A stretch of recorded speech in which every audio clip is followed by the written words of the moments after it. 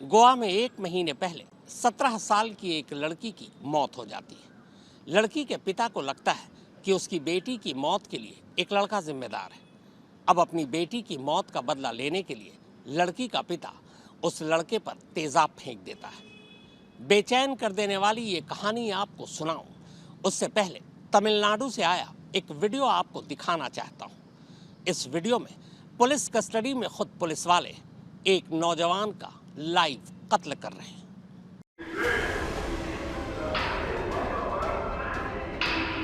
अमूमन एक तो ऐसी तस्वीरें कभी सामने आ ही नहीं पाती, और जब आती हैं तो फिर इसी तरह चोरी छुपे किसी खिड़की या झरोके से ऐसी तस्वीरों को कैद किया जाता है। भला हो उस शख्स का जिसने जैसे जहां और जिस फ्रेम से भी इन तस्वीरों को अपने मोबाइल में कैद किया। कम से कम इस तस्वीर के जरिए तमिलनाडु में पिछले 4 सालों में हुई इस 31वीं मौत का सच तो सामने आया। हिलती डुलती इस तस्वीर में कुल 4 लोग आपको नजर आएंगे।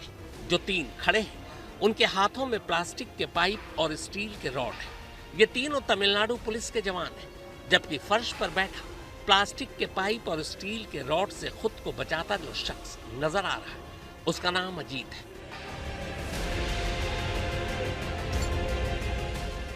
इन पुलिस वालों ने अजीत को किस कदर पीटा है उसकी कुछ निशानियां पिटाई के घंटों बाद इस जगह जमीन पर बिखरे पड़े उन्हीं प्लास्टिक के पाइप और स्टील के रॉड के टुकड़ों की शक्ल में आप देख सकते हैं।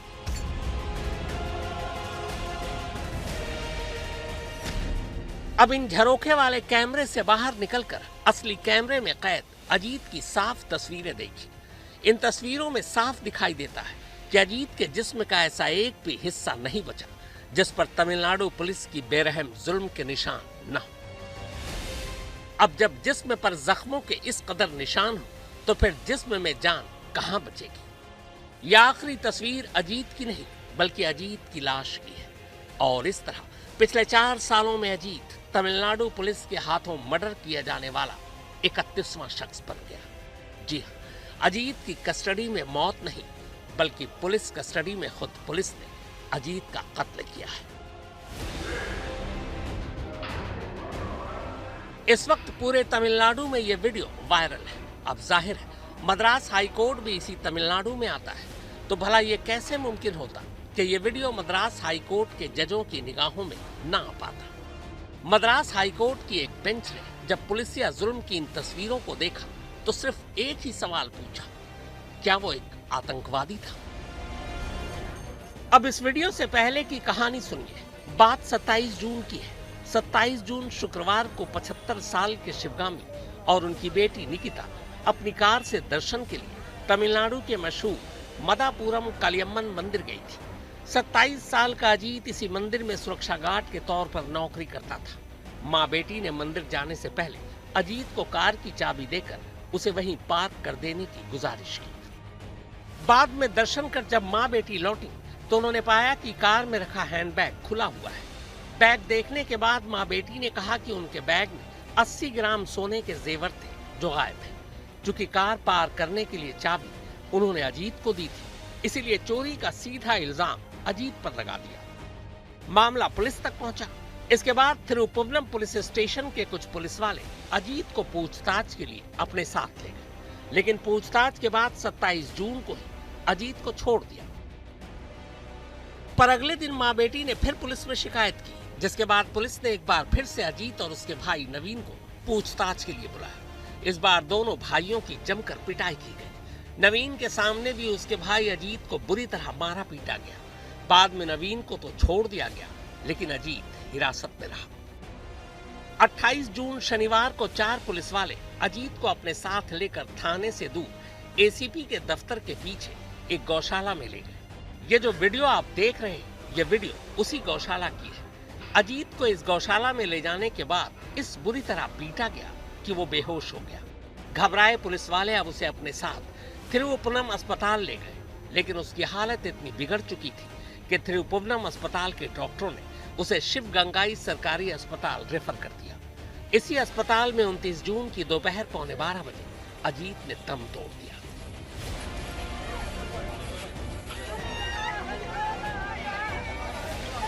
पोस्टमार्टम रिपोर्ट के मुताबिक अजीत के जिस्म पर जख्म के 40 निशान थे, लेकिन अजीत की मौत बाहरी जख्मों से नहीं बल्कि अंदरूनी जख्मों की वजह से हुई। अब चूंकि पुलिस हिरासत में अजीत को मार डाला गया था, लिहाजा तमिलनाडु पुलिस फौरन लीपापोती में जुट जाती है। यह अजीत की मौत की एफआईआर की कॉपी है। जानते हैं इस एफआईआर में क्या लिखा है। इस एफआईआर के मुताबिक थिरुपुवनम के इंस्पेक्टर और डीएसपी ने अजीत से पूछताछ का आदेश जारी किया था।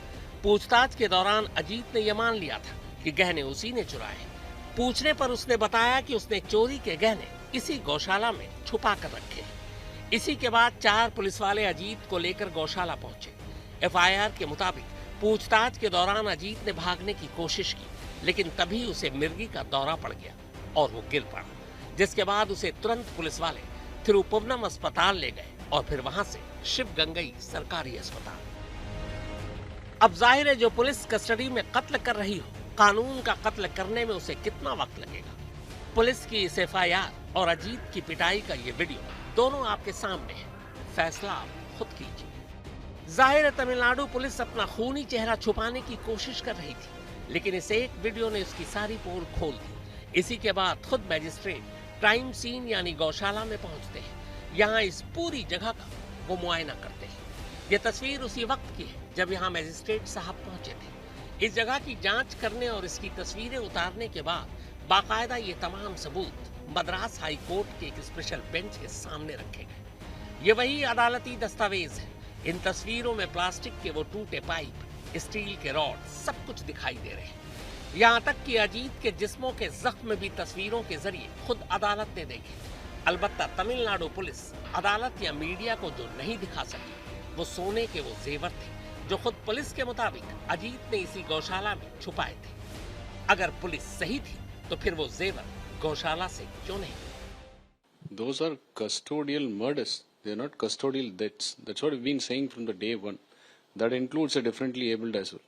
The list is 25. Ajit Kumar is the 25th victim of a custodial murder by the police force. On earlier occasions, there is a pattern. Police officials will be suspended. It will be referred to CBCID. And after a couple of months, when people move away from one incident to another, those policemen will be re-inducted. And everybody knows who Balveer Singh is. He used to pluck the teeth of the people who come there for police enquiry, right? He was suspended. Now he is back to the police force. It clearly indicates how incompetence of highest standard can be demonstrated by a ruler. The ruler is M.K. Stalin, under whom this home ministry is.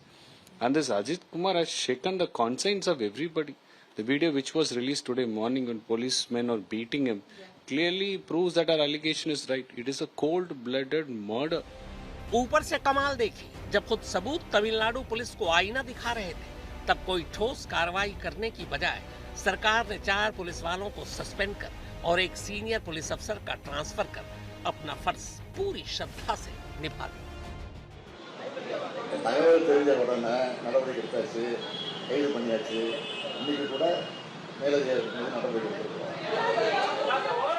Custodial death का एक video Tamil Nadu police को परेशान कर दिया है, क्योंकि तमिलनाडु पे custodial death एक बहुत बड़ा इशू है। पर इस बार विक्टिम अजित कुमार का कस्टोडियल टॉर्चर का वीडियो बाहर आ गया है और अभी ऑपोजिशन बोल रहा है कि जब स्टालिन पावर में आया उस वक्त से कस्टोडियल डेथ का नंबर तमिलनाडु पे बहुत ही बढ़ रहा है।